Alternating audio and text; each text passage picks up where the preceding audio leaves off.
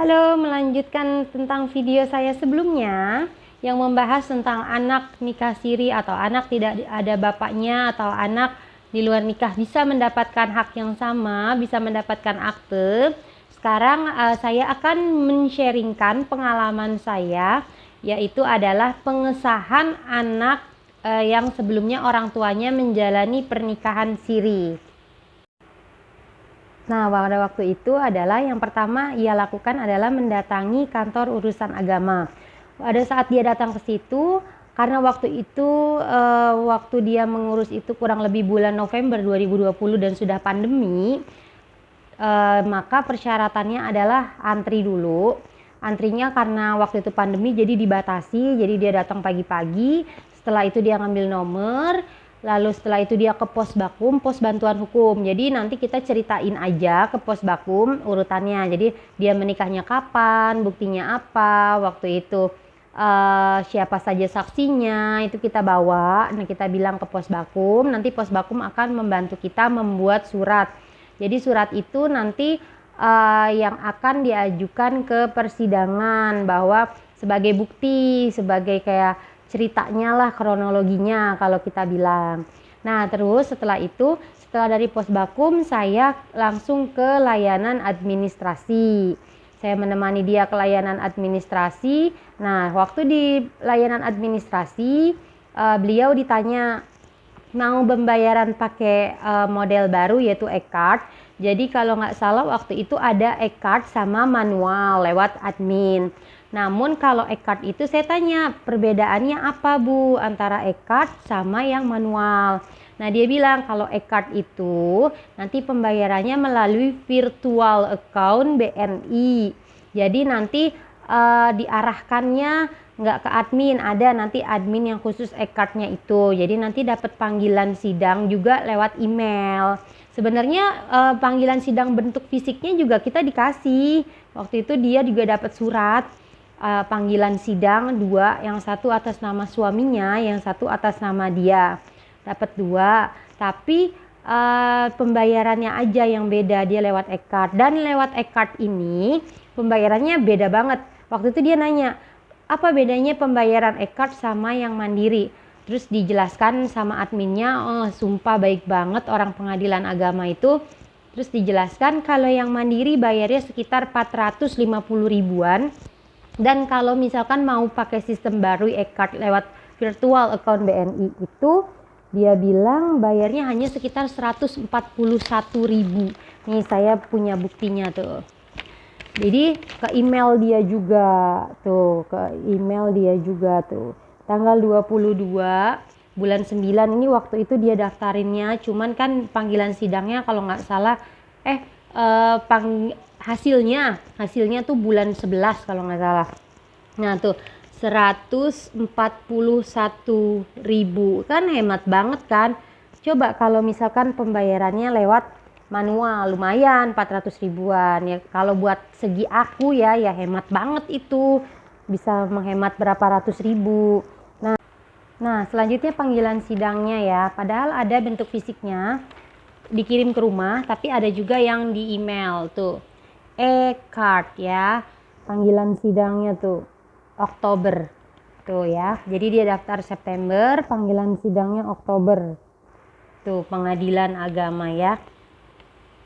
Tuh, setelah itu dia datang ke sana dengan membawa fotokopi saksi, fotokopi KTP tepatnya yang akan dijadikan saksi dalam persidangan 2. Terus sebelumnya juga syarat-syaratnya ya, syarat-syaratnya tadi saya lupa di depan. Syarat-syaratnya itu adalah KTP orang tuanya, akte kelahiran anaknya. Terus setelah itu surat keterangan kelurahan atau RT waktu dia menikah. Nah, setelah itu juga dikopi sampai 5 rangkap, terus dibawa ke pos bakum tadi. Setelah pos bakum nanti di administrasi, terus di materai, di legals, di materai.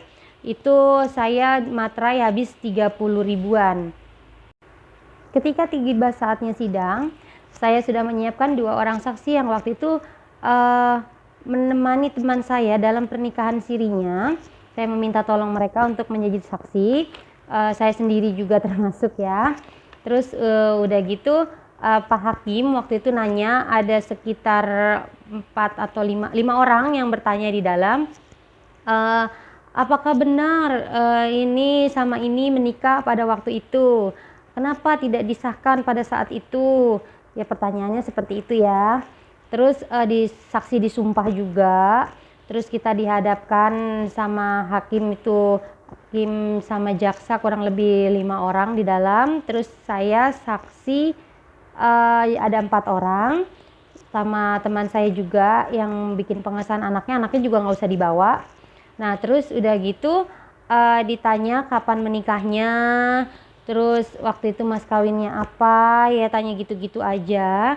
Karena bukti kita lengkap, jadinya nggak banyak pertanyaan. Di dalam kurang lebih 10 sampai 15 menit hakim ketok palu. Nah kita tinggal tunggu deh hasilnya. Jadi gitu, jadi di dalam juga Pak Hakimnya juga baik banget, nanyanya juga nanya yang sopan, terus nanyanya juga gampang untuk dijawab karena kita mempunyai bukti-bukti waktu pernikahan sirinya seperti foto dan lain-lain. Terus saksi juga menjawabnya juga tidak gugup, terus menjawabnya benar apa adanya. Jadi hakim juga tidak berat untuk memutuskan perkara tersebut. Jadi pada saat itu anak langsung disahkan di mata hukum bahwa itu adalah anak dari A dan si B gitu. Nah setelah itu nggak lama kita nunggu dulu untuk hasilnya. Nah setelah nunggu barulah keluar hasil untuk pengesahan anak yang nantinya kita bawa ke Dukcapil, ke kelurahan juga untuk ngerubah Dukcapil, ngerubah akte, kelurahan untuk merubah kartu keluarga. Nah nih ya, ini adalah penetapan anak tersebut tuh ya. Tuh ada pemohon 1, ayahnya, ibunya, duduk perkaranya disebutkan. Nah tuh mengabulkan permohonan pemohon bla bla bla bla, di sini disebutkan nih KTP pemohon ada 1, 2. Ini nanti kan yang tadi di materai, fotokopiannya dibawa. Nah nih biayanya, biaya rincian persidangan ya 141. Nah ini setelah dapat hasil putusan ini yang dibawa ke Dukcapil, terus kantor kelurahan juga. Jadi setelah itu anak tersebut sah di mata hukum sebagai anak ibu Bapak A dan Ibu B. Nih seperti ini ya. Tuh ya. Tuh ya. Tuh anaknya tuh. Ini saya tutup aja ya. Tuh. Anak ini udah sah. Jadi ada nama ayahnya. Mana ya? Tunggu bentar. Ada nama ayahnya dan nama ibunya tuh. Dari seorang ayah dan ibu tuh ya. Dari ayah dan ibu. Jadi ada nama ayahnya dan ibunya. Nah, untuk belakangnya akte mau perubahan nama atau apapun pasti belakangnya ada ini. Jadi pertama anak ini tuh diganti namanya kan. Catatan pinggir. Jadi ini catatan pinggir pencatatan sipil pada kutipan akte. Jadi anak itu pertamanya itu ganti nama. Nih, waktu dia ganti nama nih catatannya seperti ini dikeluarkan oleh pengadilan negeri. Nah, ini waktu pengesahannya nih. Ini dikeluarkan oleh pengadilan agama. Jadi ada 2 catatan di anak itu. Ini sengaja saya tempel ya, bukannya ada 2. Karena waktu itu yang satu di pengadilan negeri, yang satu di pengadilan agama. Jadi yang hilang yang satu, tinggal yang ini kalau di akte aslinya dia.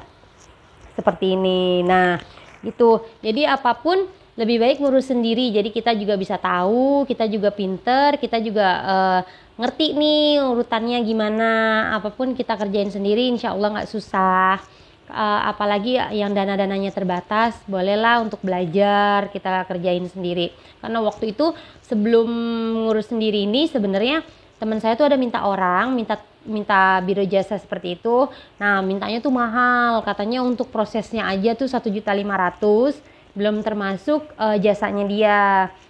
Kalau dipikir gede juga ya 1.500.000 gitu. Akhirnya teman saya ini inisiatif tanya-tanya dulu, kecuali kalau dia udah buntu ya udah. Tapi ternyata pengadilan agama dan pengadilan negeri ini orangnya baik-baik, mereka mau ngajarin, tapi nggak ada salahnya juga kalau kita nggak punya waktu atau apa pakai biro jasa. Tapi kalau misalkan kita banyak waktu luang, ada kesempatan, alangkah baiknya ngurusin sendiri.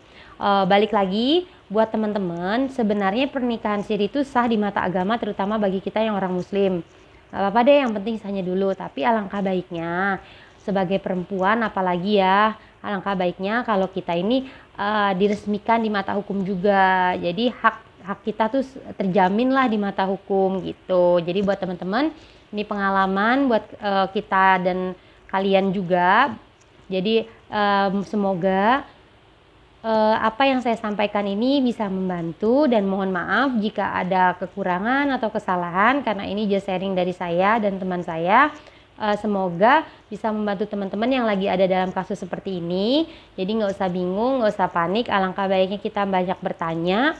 Barangkali dari pertanyaan kita ini kita jadi lebih pintar dan lebih bisa, bukan memintarkan ya, tapi lebih bisa untuk ngurus apa-apa sendiri gitu. Kecuali kalau kita lagi benar-benar sibuk atau nggak ada waktu, bolehlah kita nyuruh orang lain. Tapi kalau dana kita terbatas, yuk kita jalan sendiri gitu. Terima kasih banyak. Assalamualaikum warahmatullahi wabarakatuh. Jika ada kesempatan untuk subscribe, tolong subscribe. Jadi